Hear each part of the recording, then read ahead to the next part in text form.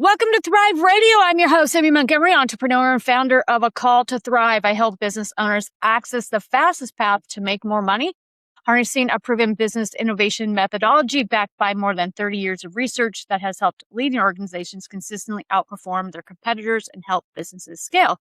Today, my guest is Brett Solomano. He is a former Hollywood stunt performer, performance coach, and personal transformation expert whose journey has taken him from small town Australia to working on productions like The Walking Dead and Stranger Things. But Brett's greatest work didn't happen on a movie set. It happened through helping people overcome fear, rewrite the stories that hold them back, and discover what they're truly capable of. Today, we're diving into the mindset of entrepreneurship, the hidden psychology behind fear and success, healing from past experiences, and why building a business is one of the greatest personal development journeys you'll ever take. If you've ever felt stuck, questioned yourself, or wondered what separates people who merely survive from those who truly thrive, this conversation is for you. Welcome to the show, Brett. Hey, Amy. Thanks so much for having me. Yeah, definitely. So you have a very unique career path. And, going into Hollywood and being a stunt performer, and now you're a performance coach.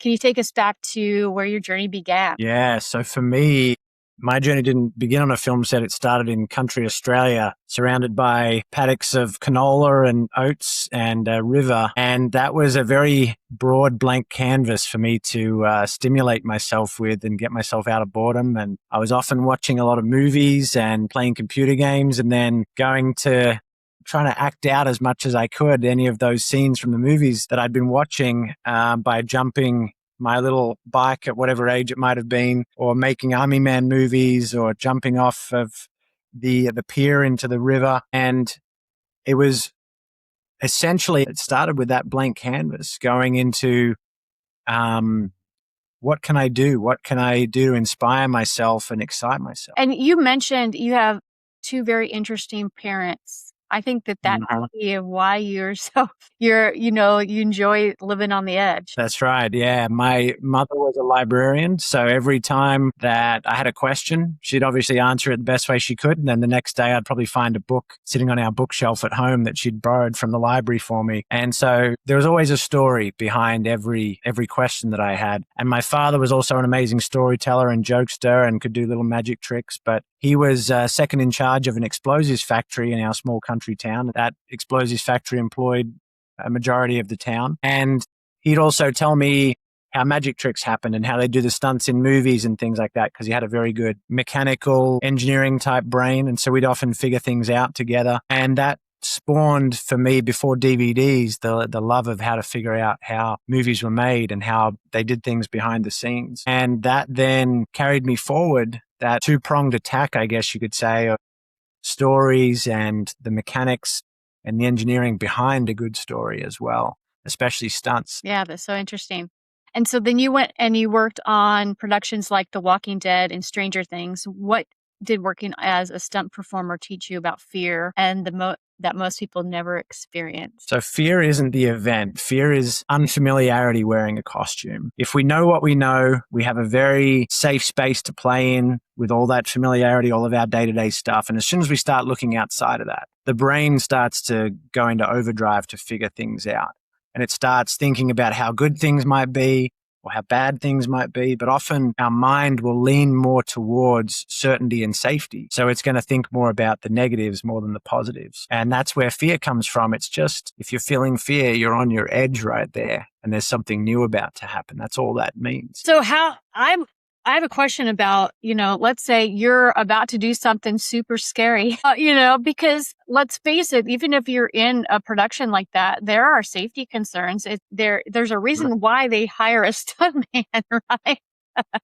Yeah.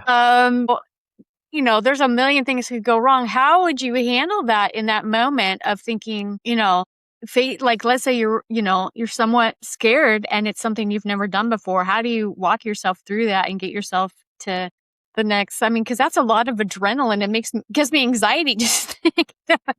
Yeah, absolutely. What's familiar to you, Amy, is not familiar to me. What might be scary to me is taking on a multi-million-dollar contract of some kind for a marketing job, where you might not even bat an eyelid to that, right? Yeah. But for me, I'm like, yeah, that's a lot of people's money. I wouldn't want to mess that up. So for me, that's scary. But What's not scary for me is understanding motorcycles, understanding cars, understanding fire and how they interact in different ways on a film set. There is a certain amount of randomness on a film set because there's a lot of different elements that come together.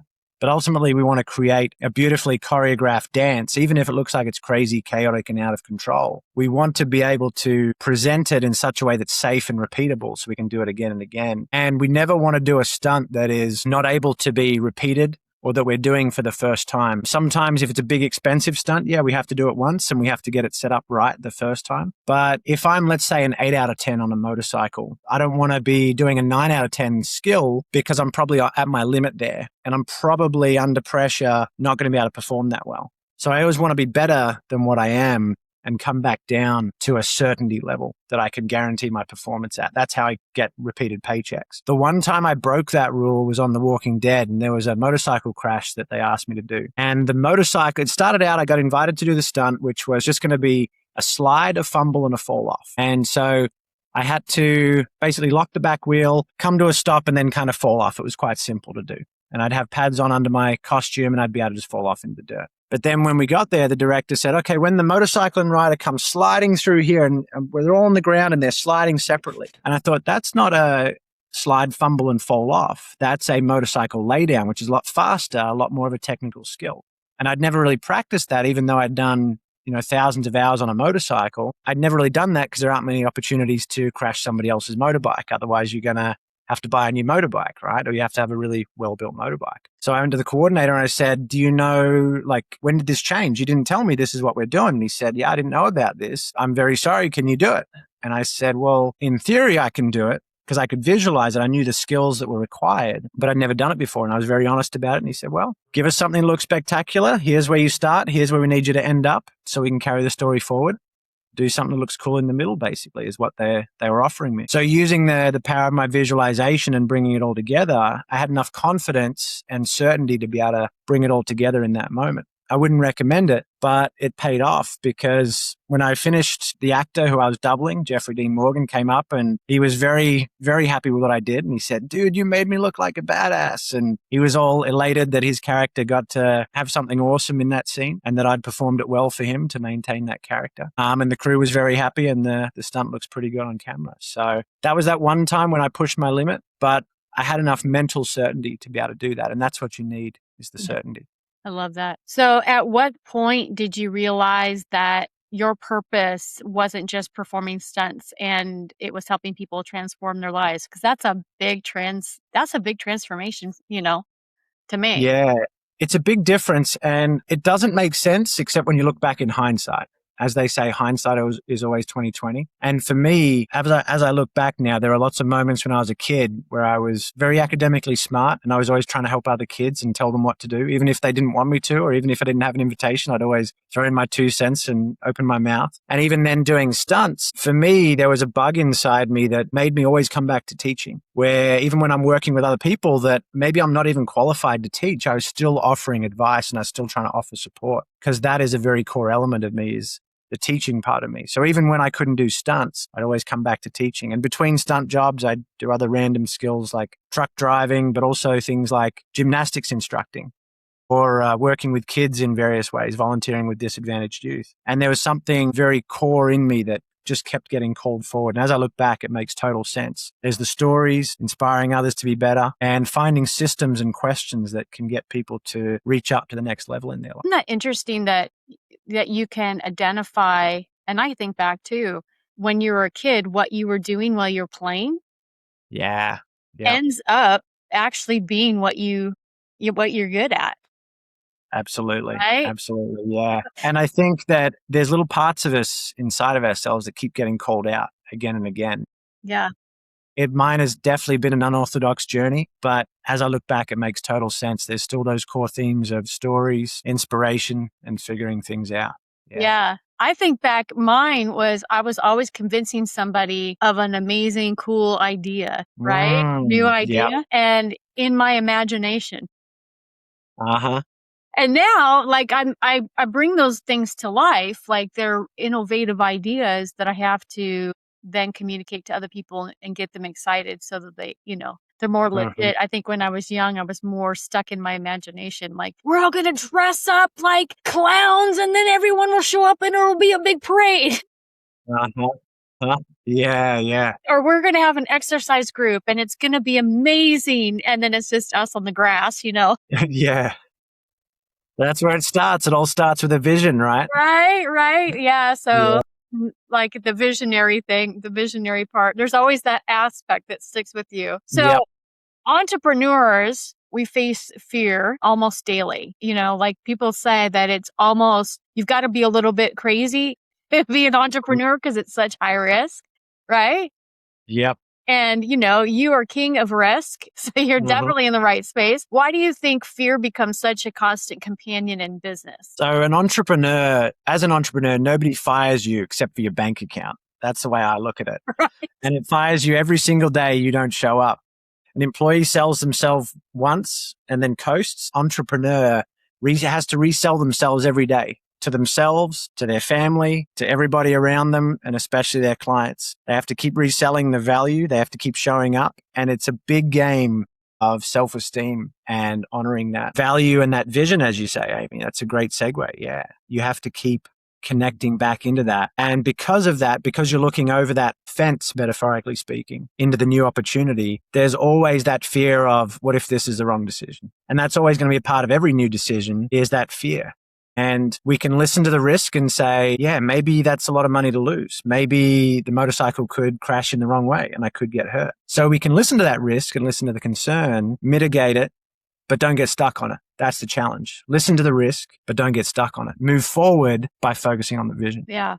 Yeah. I think the hardest part, I was saying this to somebody this week. I'm building out her, in my methodology, I use the 30 years of data that I mentioned, and it's all science based upon what businesses do to succeed and what has been proven over the last 30 years to create success. Right. Mm. And so I can take someone's idea and come up with the risks, what we're going to do to avoid the risks and fix it and get you to the fastest path to success, right? But we were talking about the fact of, even on LinkedIn, we're talking about marketing on LinkedIn, like what's the fastest, what do you do, right? Because it's not just posting, right? And to your point, it's really, really easy and I've been guilty of this, to get comfortable. I get comfortable with my clients, just going through the motion. But at the end of the day, like you said, I'm not an employee. Like anything could be cut off today, right? So you have to keep yourself out there. And I told her, I said,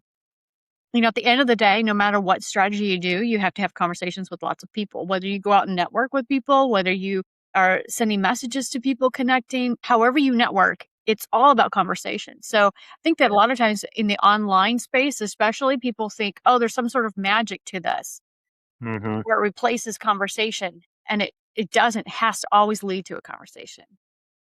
That's And right. Yeah. yeah. And so I think that, you have to, bottom line, we make it so difficult. Just go out and talk to people and build relationships. I think that was probably the most important thing that I learned at Deloitte was, we called it strategic relationship management, but we would build relationships for 8 years. Nobody would be a client. You just build relationships, before then we would land a $5 million contract, right? Yeah, that's how it is. It's about building the foundation. I think people forget that. We, as entrepreneurs, often forget that, it's a 2-year journey before the first paycheck a lot of the time. And the 2 years starts whenever you start. And you can overlap those journeys to keep the cash flow going, so there's not too big of a gap. But yeah, it's going to take a couple of years before those plants start shooting up from the ground to actually give you the fruit that you want. Yeah. Yeah. Well, and I think the very first time when I started this business, when I first started, I met 6,000 people month one. Wow. 6,000 people in 1 month. In 1 month. And then That's crazy. I got 20 clients from that. Wow. And I didn't even know what I was selling back then. Right. And so I'm fascinated by that. So which of those 6,000 people was the 20 clients? Was it the first 20, the last 20, scattered all the way through? Scattered. And I got to the point where I was out there just meeting so many people and doing everything you could possibly do. And I was meeting, at least 25 new people a week. And at least 25 new people a week. And, a mixture of however I would do that. But yeah, I figured it's a numbers game, Yeah. right? And that's the challenge. We can talk a bit more about persistence, but I see that a lot as well. Is we don't know when that next client is going to be. It could be the next one or not. The next big stunt job could be just the next one around the corner. But we always got to show up and do our best, because if you had stopped after just 1,000 people, you would never have gotten those 20 clients in that first Yeah, month. Yeah. and I think that I'm an extremist, of course. I look at it from the perspective of how can you create more opportunities for yourself to avoid failure. If it's just about that, well, that's easy. And then if you're meeting so many people, you're not going out there feeling like you've got to sell at every single person that you meet. Like if they happen to want to work with you, great. If not, you next. Yeah. Like it's less pressure, and you just and over time, I've built such a strong network with so many people. There's people that'll contact me I haven't heard of in a year or 2 years, and hey, here's a referral. So Powerful. yeah, so I think you can't underestimate just meeting people and caring about them. Yeah. People can feel it. Yeah.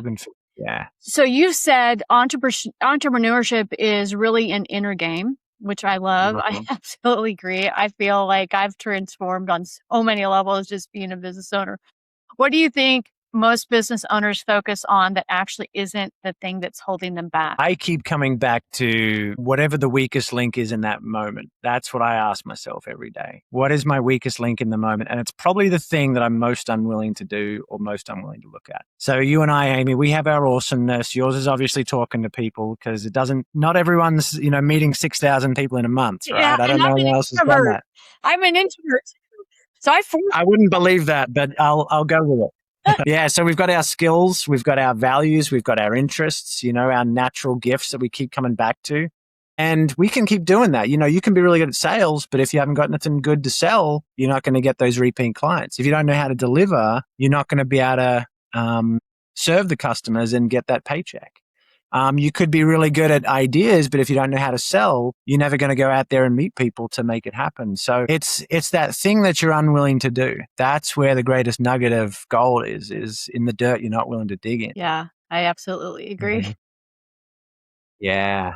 So do you think that confidence is something we're born with or something we build through action? I think to some extent we can be born with it, for sure. But it's absolutely something we can grow. I say that confidence is on the outside and self-esteem is on the inside. If you have high self-esteem and low confidence, you might be really smart and know all about your idea and why it's the best idea, but you don't have the confidence to go and share it with the world because you're worried about rejection, for example. The other way around, you could be high confidence because you know that charm and charisma gets people to warm up to you and connect, but then you think you're full of crap on the inside and that you don't think you actually have any worth. So it's this, again, double-edged, a double-pronged attack that you need to be able to have a little bit of confidence and a little bit of self-esteem. And both come from consistent validation. Confidence comes from validation from other people, and self-esteem comes from validating yourself every day. I like that. So when you've worked with individuals, what type of transformation have you seen people go through? Confidence is a very powerful one. I think that's a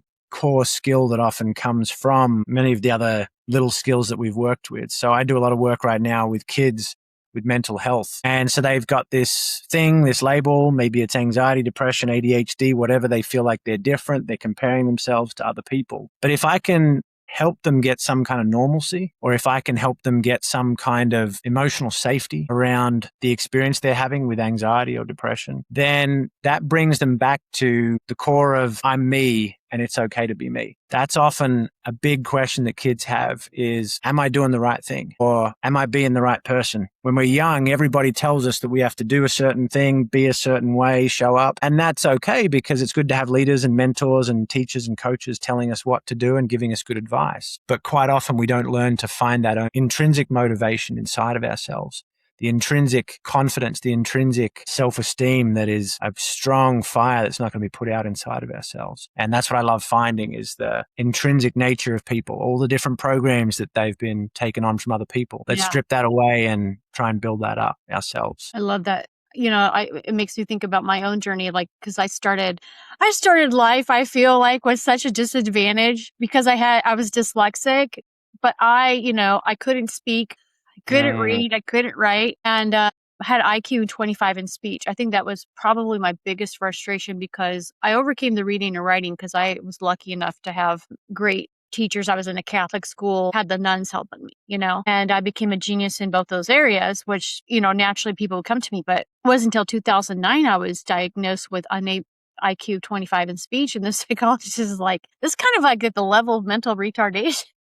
Wow. It's not nice, and I'm like, oh, my ego, And I always knew that I struggle with communication and like getting people to understand my ideas because I'm really innovative, and neurospicy. So I'll see it, like I can see things in 3D in my head and no other people can't, I can figure something out in 2 hours. It takes other people 3 months. And I get so frustrated. Why don't you see this? So there was that aspect of it. But the other aspect of it was just not being able to communicate. So I would speak really extreme language when I speak. And sometimes I still do just to get my point across. But it wasn't until 2016 that I flipped the switch to genius in speaking as well. But gosh, I can identify though with that because for so long, it took me so long to feel seen. Value of what I had to offer, and I had to go through such a transformation, and people pigeonholing me into this one little box, and getting yourself out of that. So liberating. To your point of this is who I am, this is the value I have to offer, knowing it yourself. I feel like a lot of people struggle with that too, not knowing it. Not being able to go in and pinpoint who they really are and what their value really is. And I think it's so important to identify what that is. So because if you don't know what it is, how can you communicate that? Yeah, that's right. Yeah. And you're never going to be truly satisfied until you start tapping into that intrinsic core value of who you are with your inspiration and your power of vision and marketing. For me, the storytelling and the coaching, until we find that, we're not going to be truly satisfied in life. Yeah, it's so true. Yeah. If you walk around, well, I don't really know what my value is. I know it's in there, Yeah. And those labels can be really tough, Amy, because it's a double-edged sword in that I sit as a mental health coach when I'm working with kids. I do performance coaching for adults and mental health coaching for kids. And when I'm working with kids, I sit on the fence between mental health coach and clinical work. I don't do clinical work because I'm not trained in that way, but I do see a lot of it. And it can be really beautiful when a child gets diagnosed by a therapist or someone who's trained in that to say, oh, yeah, you have ADHD or you have anxiety. It's okay. Here's the pathway. Here's what you need to do. That can be very empowering and relieving for a child to go, that's cool. That's what I can do now. I know what I need to do. The other side to that, though, is that if it's not done well, then this person is given a label of speech impediment or ADHD, and everything becomes a crutch. And I've seen that a bit. Oh, it was just my ADHD. It's this demon on their shoulder that they can't get rid of. But if we cluster all these little mental programs and these behaviors and thoughts together as depression or whatever it might be, that's when we can start saying, okay, here's the best pathway out. And we have to be very careful of those labels for that reason. Yeah. Yeah. Yeah. And I think that, I've seen people react to me being born with dyslexia because they don't understand that you can overcome those things, right? And your weaknesses become your strength. I think that I was lucky in that I always approached when someone told me I had a weakness, it's like, well, I guess I've got to overcome, I've got to overcome this. And when I went and saw that psychologist or psychiatrist, and he's like, well, you've got to use your strengths and then you'll become a genius speaker. And he's like, and I think the hardest part with me, he was like, you're a polymath and you're a genius in multiple areas. And then I was like, well, what do I do with that? Who cares? But it also equated to my frustration with other people. Why don't they get it? Just too smart. That's right. So, there's always two sides to the coin, and then, you've got to learn, your weaknesses are, I believe your weaknesses, whatever that is, that's meant to be your strength. If you go after it, you're going to be super strong in that area because you have to work harder. And when you have to work harder at something, then you become a genius just naturally. So, I absolutely sucked at podcasting and everything. when I first started. And then just pushed myself for so long that eventually you flip the switch. So I feel like it's an indicator of where you should be focusing. Not that you're going to like, if you're not, there's certain talents and things, that maybe you shouldn't go after. Like, I'm not going to become a singer. Right. That's it. Right. Like, but when it comes to things that I feel like diagnosis and all that kind of stuff, it's like, well, yeah, no, nothing's permanent. I like to challenge it. But yeah, to your point, I don't think that the labels are right. I don't feel like, that's it should be, these are your superpowers. Because, even dyslexia, you look at all of the people that have had it are all the people that they make up the most multimillionaires that have ever existed and that have, created like Steve Jobs, for example, dyslexic, and in fact, Richard Branson partnered with an organization in the UK that has, they put up a shop, not to go down a rabbit hole. They put up a shop where it was supposed to be where you can like have a dyslexic child. Like it was for that. And they had these books of all these geniuses that were dyslexic, and they're the most successful people in history. Yeah. And everyone's shocked, like, my gosh, I didn't know. That's beautiful. Yeah. And if we keep trying to force a square peg into a round hole, it's going to feel weird and awkward and it's going to look bad. But if we find the right hole to place ourselves in life, that's when magic starts happening. Yeah, exactly. Yeah. So what separates entrepreneurs who keep moving forward and those who quit when things get difficult? It's really persistence. It comes down to persistence. It was never about talent. It was about who kept showing up to the same question every week with a little bit of frustration, just motivating them along.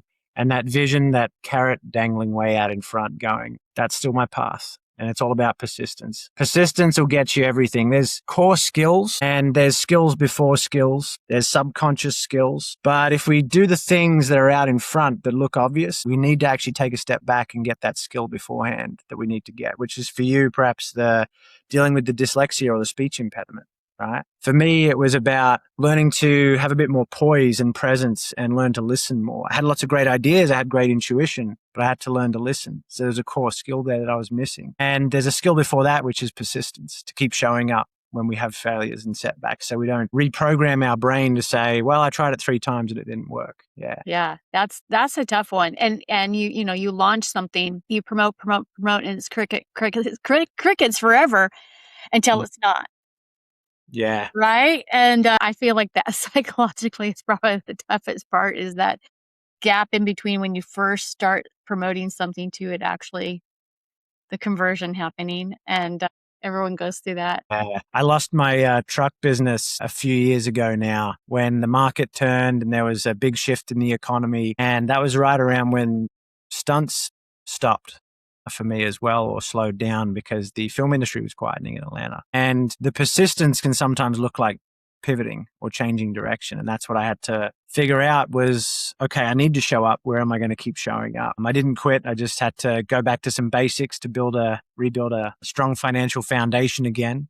When I let go of my truck business and one of my investment properties I didn't want to get rid of, but I had to reset everything. And if we come back to listening to what's most important, we can persist from the best opportunity, but we still need to show up. Yeah. Yeah.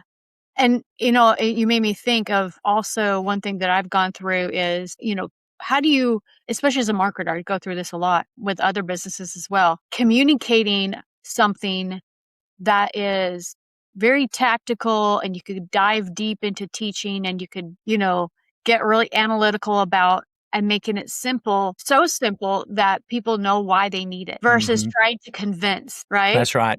Yeah. And that's where the magic starts at, when you can finally simplify it. So that people actually get it. I feel like that's the magic. And I've had people, it's funny because I've created programs even in my own organization that I absolutely know are not urgent. They're not urgent. And I know that they will never be purchased in urgency, but I know, but that, I created them for a reason. But I've actually had people that have copied me. Oh, wow. They'll see a service, but they don't know how my inner processes and everything are set up. So they'll make that their core thing. And I know they're going to fail. Right? But they're not doing it with the core intrinsic comprehensiveness that you've arranged for yourself. It feels empty, I'm sure, on the other side with the way they're doing it. Yeah. That's, that's the key is making your internal processes so deep and creative and innovative that you can't be copied. Yeah. And that's where I've focused all of my energy. Is everything on the inside is so off the chain. So I've had people copy my graphics now on social media. I have them copy my landing page, which is, that's a great compliment, but they don't have all the internal processes and everything that makes the experience what it is. That's right. Yeah. Yeah. So let's talk about working harder as an entrepreneur. So a lot of entrepreneurs think that working harder is the answer, and often it's simply they're focused on the wrong things, right? I've seen that so many times. And in my world, businesses that scale, they have the right innovation systems, like we were just talking about. Like you are growing from the inside versus the outside, and not just more marketing or more sales. But from your perspective, why is it difficult for people to let go of what's comfortable and focus on what actually moves the business forward? Brain doesn't fear failure, I believe. It fears running out of resources trying to figure out something new. So if I was looking forward and saying, I need to pitch myself more because that's what I've been told to do by my coach or whatever, I could say, yes, but I could waste a whole bunch of time. And my brain is helping me keep those resources because it's earned those resources and it doesn't want to die or lose stamina. The more we're outside of our comfort zone, we use a lot of mental energy to be able to keep that going, right? It's that newness, it's that freshness. It takes a lot to get outside our comfort zone and experience these new things. But our brain doesn't want to do that. And so it can be very tiring to stretch too much. It's like being in the gym. Imagine if you were in the gym and doing leg day every day, you're working every muscle group every day. That's a lot of rest that your body's going to need. So that's why gym members or gym trainers will encourage their clients to just do a few reps and sets, not burn themselves out too much, and flip back between cycles and sets each day. So they're not getting burnt out on the muscle groups too much. And that's exactly the same. When I moved to the US, I was in my van for 18 months. I lived in a van for 18 months. I didn't get a house, partly due to California being super expensive, but also I just wanted to figure it out and have my boots on the ground. And that was also kind of, it was a very beautiful, freeing part of my life, but it was also kind of stressful because every day I would have to take a shower of some kind. So I'd have to go somewhere. I'd have to drive to go take a shower, go to the gym or some rest area or something like that, go stay with a friend. So I couldn't just quickly pop in the shower before a podcast. It was a big event to get set up for it. And that's an example of resource management and why it's hard to get out of our comfort zones. There's a whole bunch of newness there. If we have a house, both metaphorically and physically, I can just go get a bottle of water now. I can just go do this. Everything that I need is really close to me. But the brain, as it's figuring new things out, spends a lot of resources to get these new things and get them stable. It takes a lot of muscle to lift that new weight. And that's where that fear and resistance comes from. It's interesting. I love that. So I've spent a lot of time helping business owners identify their highest leverage opportunities because, there's a lot of activity that produces activity, but not necessarily gets them an ROI, right? And there's, it's so easy to look online and be like, I should be doing what so-and-so's doing, or I feel I have FOMO because I'm not doing Google ads, right? And really, you probably shouldn't be, maybe your business you shouldn't be doing. Have you found that same type of principle applies in what you do with the mindset shifts? Absolutely. Yeah. In my business, I've done this approach and have shared it with my clients a lot as well. When you're starting a new business, I think you do have to write down a big checklist of every single thing that you need to do or you think you need to do. Every time you've saw a great idea on YouTube or TikTok about doing something in your business, or somebody said to you, hey, you know what you should do? Even if it's the random guy you met for coffee one time, or if it's that $1 million mentor, put it all in a big fat list. And it should be, if you think about it, ultimately, eventually hundreds of items, right? But the trick is not the list, it's ordering the list. And as you say, ordering it by what is most important, what is most necessary right now. You might have, I need some Facebook ads. I should have a blog. I should have SEO, should have a website, all that stuff. But if you're being honest with yourself, what's the first thing? What is that very first thing that you need? And just focus on that. because that is probably the most biggest bang for your buck. If someone's asking, oh, you don't have a website, it's probably time to get a website. If they actually want to see the website, not just because they saw that you didn't have a website and they have a website, so you should have one. Should you get a website? Yeah, probably. But is someone ready to look at it? Is someone ready to actually take your business card? Is someone ready to actually, do you have enough blogs to actually put SEO through to then put up on your website? You kind of need it all, but there's an order to it. And the order only comes when you see it mapped out in front of you and you actually got something to look at. Yeah, definitely. Yeah. I built this iOS system with my whole program, and I've geeked out because one of the things I wanted to do was create a feel good store. And that was the only way I could figure it out. I was like, I created this anti-aging serum. It's too expensive for me to really create, and I don't really want to create all that stuff. Just a side project, a passion project, not my core business. And so I put my ideas through my system, and it was like, and I'm publishing my book on how I healed myself from chronic illness as also a side thing. And it was like, you need to connect it with your book and then make your categories. I'm feeling like I'm in fight or flight. Here's products that are going to help you. I'm feeling I need hope. Here's products that are going to help you with hope. Right. And I thought, this is genius. Instead of shop, it's, the categories are all what emotion you're feeling related to the stuff that I've gone through personally and things that I've know that have helped. So it's not even about a massive amount of long, because I thought, should I get into the herbs? Should I do that? But there's so many red tape when you start to deal with supplements and stuff. So, and there's so many things that can help people, tools that can help people and that have helped me that, that are not supplements, right? So anyway, I think clarity like that, getting you focused of like, well, here's my cool idea. Well, maybe it's not so cool after all. Maybe this is a better idea of how you should organize it, right? So I feel like, that's half the battle. Like, what should I actually be focusing on and what should I do next? Yeah. Focus is the challenge. Yeah. Yeah. And like next, I'm not launching a store right now. I have it, but I'm not launching it. I'm writing my book. And then the book is connected with, to the store. But anyway, but I wanted to mention that because, even I deal with it, but because I have this system that also tells me, I rely on to tell me what to do in my business. It just helps with the whole clarity of what to focus on, because you hit the nail on the head. It's what do I need to be doing right now? Yeah. If there's some kind of problem with a client that I notice, it's quite often boils back to some kind of focus challenge. They're focused on the wrong thing. They're stuck in their head. They're focused on the wrong thoughts, the wrong actions, whatever it might be. And focus, when we focus on the right thing, is extremely powerful for personal life or for business. Yeah.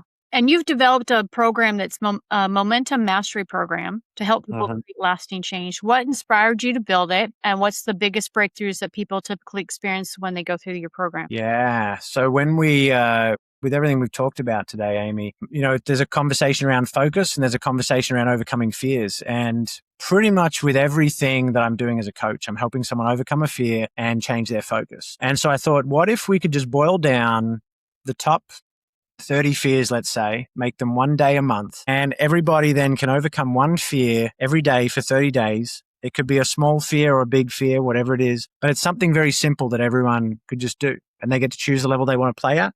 Maybe it's try a new food. Maybe it's talk to a stranger.